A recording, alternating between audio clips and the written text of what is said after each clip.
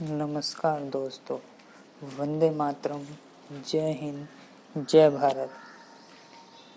जय भाई राजीव दीक्षित जी की हर हर महादेव।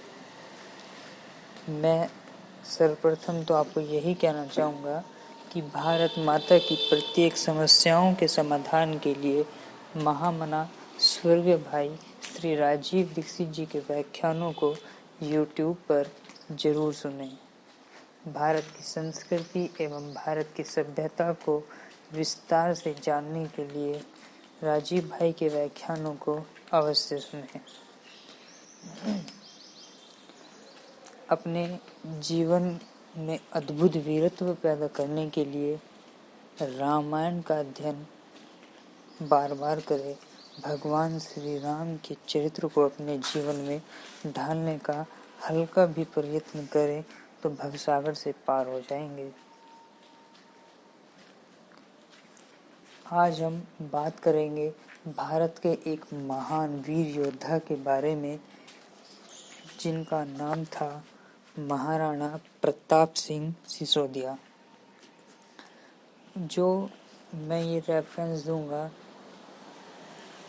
ये सुशील कुमार जी के द्वारा लिखी गई एक पुस्तक है, भारत का वीर योद्धा महाराणा प्रताप। ये प्रभात प्रकाशन की है और जो इसमें आज हम श्रृंखला शुरू करने जा रहे हैं वो है मेवाड़ का राजवंश। देखिए दोस्तों, अपना किसी ने कहा है, शायद आचार्य चाणक्य जी ने कहा है कि जो कौम अपना इतिहास नहीं जानती वो अपना अस्तित्व खो देती है। और हमारा ये वीडियो बनाने का उद्देश्य यही है कि हम अपने वीरत्व को भूलते जा रहे हैं। अब भगवान श्री राम तक तो पहुंच पाना बहुत दूर की बात, यदि महाराणा प्रताप जी के भी कुछ गुणों को ही धारण कर लिया जाए तो हम इंसान बन जाएंगे। तो एक ऐसी महान श्रेणी शुरू करने जा रहा हूँ, ध्यान से सुनिएगा। वैसे मैं आपको बता दूं, जो मेवाड़ का राजवंश, जो मेवाड़ का इतिहास है वो बहुत प्राचीन है। वो ईसा से 100-200 शताब्दी पहले भी जो वहाँ पे खुदाई हुई थी और जो वहाँ पे नदियाँ थी उसके किनारे, जो ऐसा माना जाता है, मेरी खुदाइयों से पता चला है कि वहाँ पे मानव बस्तियाँ थी तब से। और जो महाराणा प्रताप जी के वंशज माने जाते हैं वे गुहिल माने जाते हैं, गुहिल। और इनकी एक शाखा मानी जाती है सिसोदिया, और उसी शाखा में आगे चलकर महाराणा प्रताप जी ने जन्म लिया और उनका नाम पड़ा महाराणा प्रताप सिंह सिसोदिया। अब इसी वंश में जब ये सिसोदिया शाखा बनी तो इसी वंश में थोड़ा आगे चलकर एक बप्पा रावल जैसे महापराक्रमी महान योद्धा का जन्म हुआ, जिनका शासनकाल 734 ईस्वी से 753 ईस्वी तक है।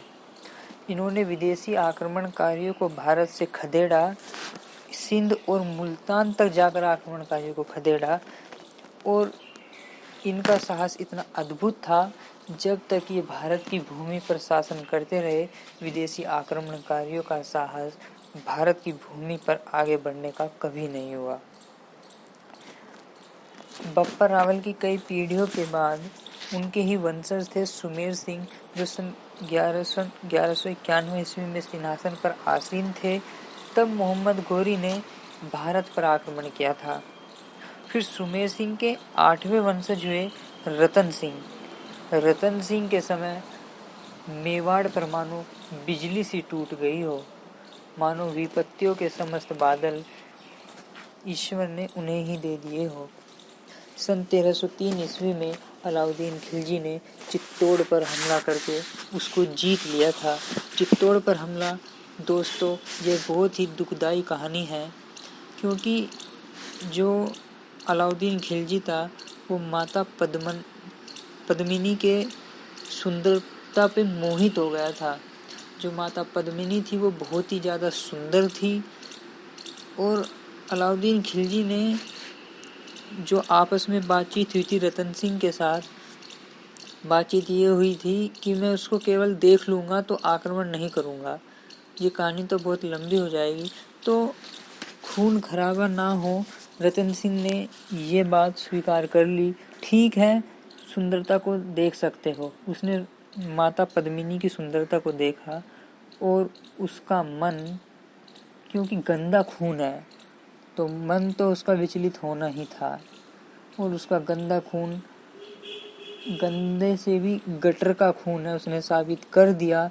उसका मन काम के विभूत हो गया और वह अपने वायदे को भूल गया, उसने क्या कहा था।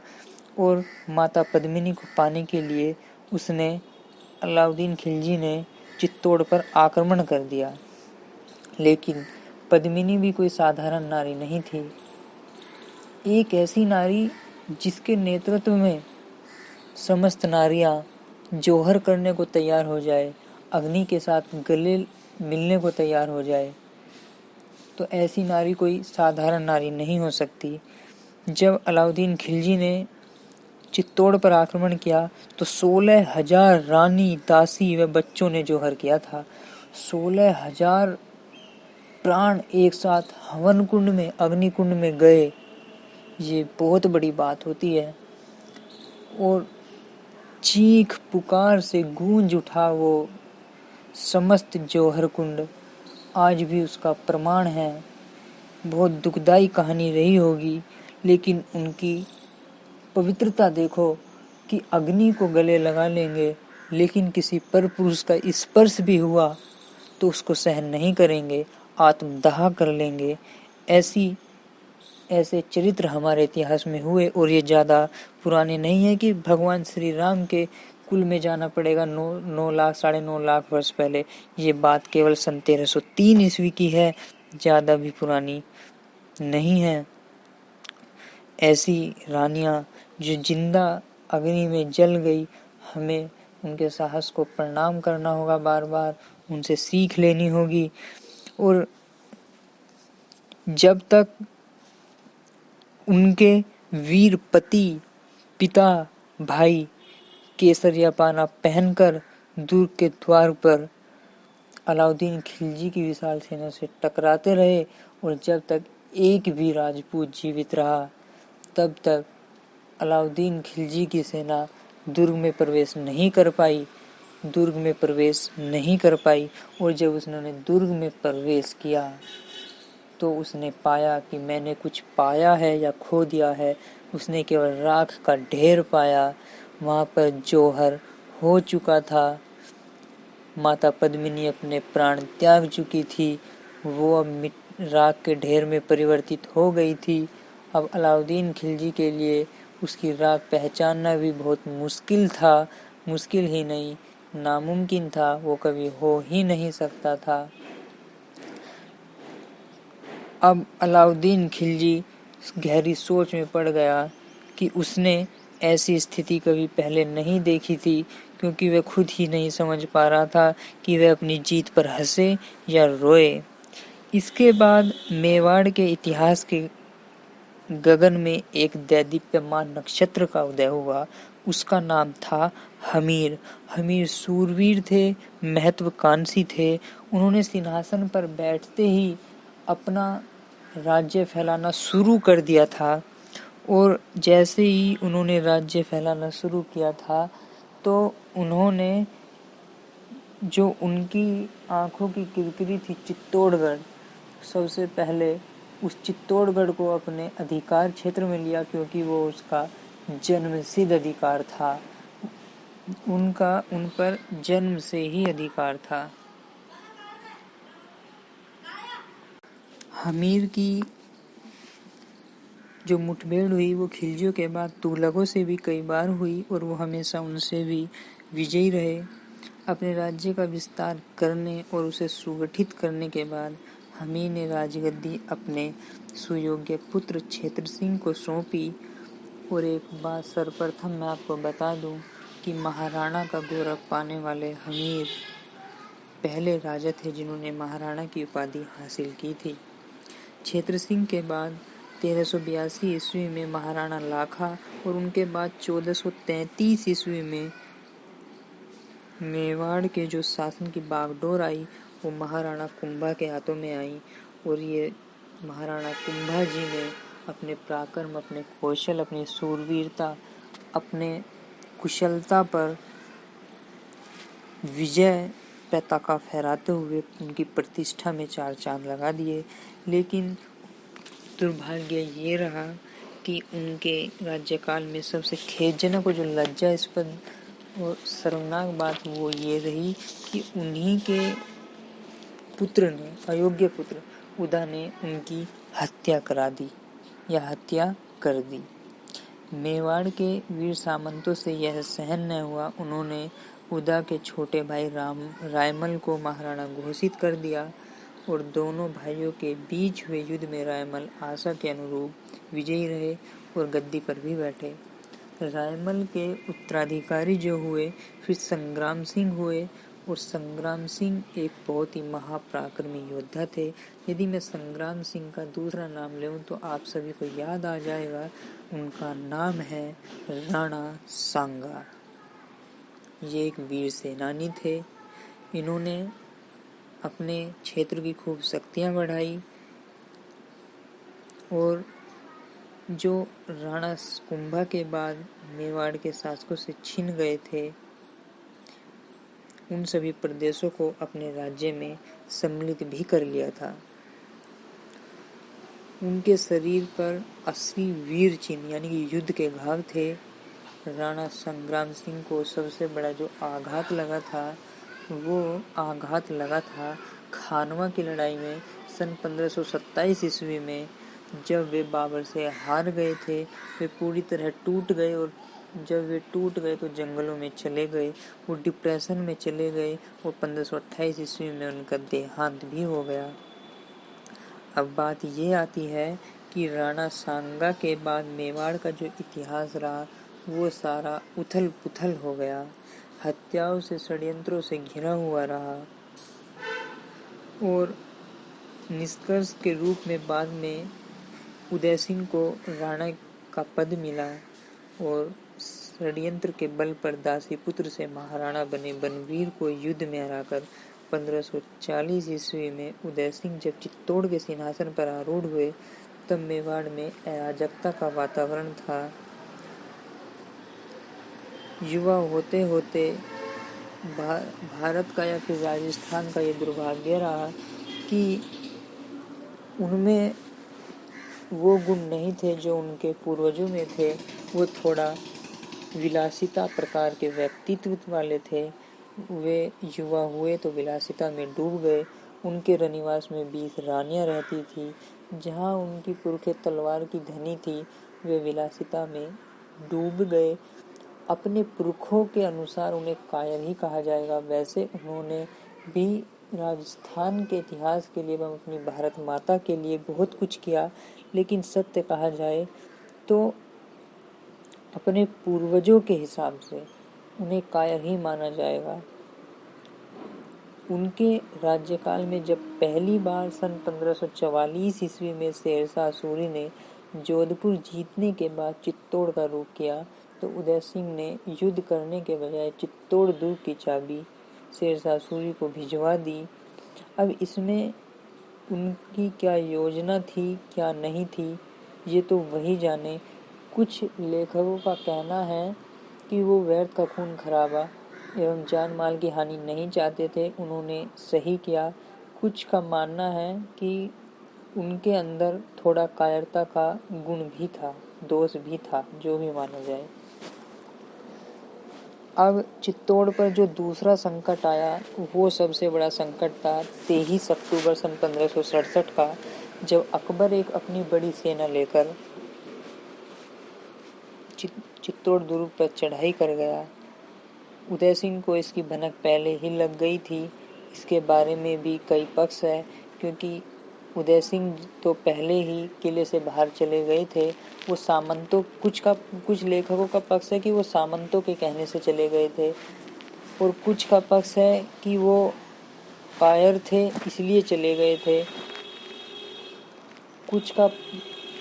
कुछ लेखकों का पक्ष कुछ है तो कुछ का कुछ है। तो इस बारे में एक पक्ष ये भी है कि यहाँ पर भी वो ज़्यादा जान माल की हानि नहीं चाहते थे। उन्हें पता था कि हार निश्चित है, इसलिए वो कुछ मतलब कि जो अपनी पूंजी जुटा सकते थे, जितना जान माल की हानि बचा सकते थे, वो बचा करके अपने महल से निकल लिए। लेकिन वो बहुत बड़ा संकट आया और जो किले की सुरक्षा वो सौंप गए थे, वो जैमल और पत्ता के हाथों में सौंप गए थे और 8,000 राजपूत किले के अंदर थे। उन दिनों किला जीतने का एक पुराना आजमाया हुआ तरीका था कि उसकी घेराबंदी करके बैठ जाओ, जब राशन पानी खत्म हो जाएगा तो बाहर आना ही पड़ेगा, और जब बाहर आना ही पड़ेगा तो वो मजबूरी है, तब युद्ध की परिस्थिति बनाई जाए। तो यहाँ पर हुआ क्या, यहाँ पर भी भारत की माताओं ने फिर से जौहर को चुन लिया। यहाँ पर भी वीरांगनाओं ने अपना जौहर दिखाया। यहाँ पर भी किसी परपुरुष का स्पर्श सहन नहीं किया। और 700 रानी ने, 700 माताओं ने, बहनों ने जौहर किया ताकि अकबर जैसा दरिंदा उनको छू ना पाए। लेकिन जब विजयी अकबर ने चित्तौड़ में प्रवेश किया तो इसकी हालत भी अलाउद्दीन खिलजी के जैसी ही हुई। ना तो वहाँ उदय सिंह मिले, न ही महाराणा प्रताप जी मिले, न ही उनका शाही खजाना मिला। केवल मिली तो राख, राख, राख। अकबर महान कहे जाने वाले इस मुगल सम्राट ने खींचकर उन सब के कत्ले आम का हुक्म जारी कर दिया। तो इस बात से पता चलता है कि अकबर महान तो हमारे इतिहासकारों ने बनाया, वास्तविकता में तो अकबर एक दरिंदा था, बलात्कारी था, क्रूर व्यक्ति था। यदि वो क्रूर ना होता, यदि वो बलात्कारी ना होता तो माताओं बहनों को जौहर ना करना पड़ता। यदि वो क्रूर ना होता तो उसने आम जनता को कत्लेआम का आदेश ना दिया होता। चाहे कुछ भी हो, क्षण ही क्षण में वहाँ लाशों के ढेर लग गए। वास्तविकता में यह बहुत बुरा हुआ। और मैं आपको बता दूं कि एक और जौहर हुआ था चित्तौड़गढ़ में। वो एक तो महारानी पद्मिनी का जौहर हुआ था, एक अकबर के समय में हुआ था, और एक जौहर हुआ था रानी कर्णावती का जौहर। ये जौहर भी बहुत ही दर्दनाक, असहनीय था। यहाँ पर भी गुजरात के बहादुर शाह ने चित्तौड़ पर जब आक्रमण किया तब भी इसी की पुनरावृत्ति हुई और 13,000 माताओं ने, राजपूतानियों ने जौहर की ज्वाला में जो भस्म हो गई और राजपूत शत्रु से जूझते हुए वीरगति को प्राप्त हुए। उदय सिंह के समय की यह तीसरी पुनरावृत्ति थी। उदय सिंह ने भी बहुत संघर्ष किया, लेकिन बहुत दुखदाई रहा। किसी को जौहर करते देख हमको तो सुनने में ही इतना बुरा लगता है मानो कि सम्मुख वाले के प्राण ही ले ले। जो ऐसा दरिंदा इनका पक्ष लेने वाला हो, जो कहे कि मुगल अच्छे थे, अकबर महान था, तो मानो कि उसके प्राण ही ले लिए जाए। तो ये था मेवाड़ राजवंश का कुछ संक्षिप्त इतिहास। मेवाड़ यूं ही, राजस्थान यूं ही संपूर्ण भारत का एक अद्भुत केंद्र नहीं है। यूं ही वो संपूर्ण भारत में अपनी अलग पहचान नहीं रखता। यूं ही वो राजपूत अपने कंधों पर पूरे भारत को लेकर नहीं चलता। यूं ही नहीं इतिहास लिखा जाता।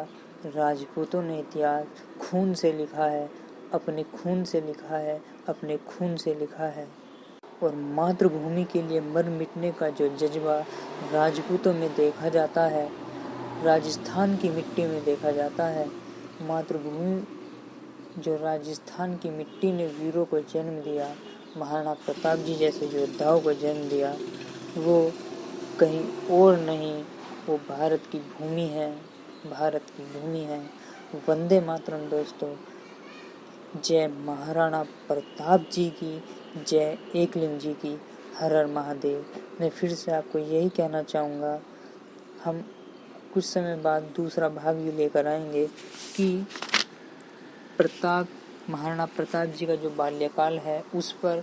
लेकिन मैं फिर से यही पुनरावृत्ति करूँगा कि उठो जागो और तब तक मत रुको जब तक अपने लक्ष्य को प्राप्त ना कर लो, ये स्वामी विवेकानंद जी ने कहा था।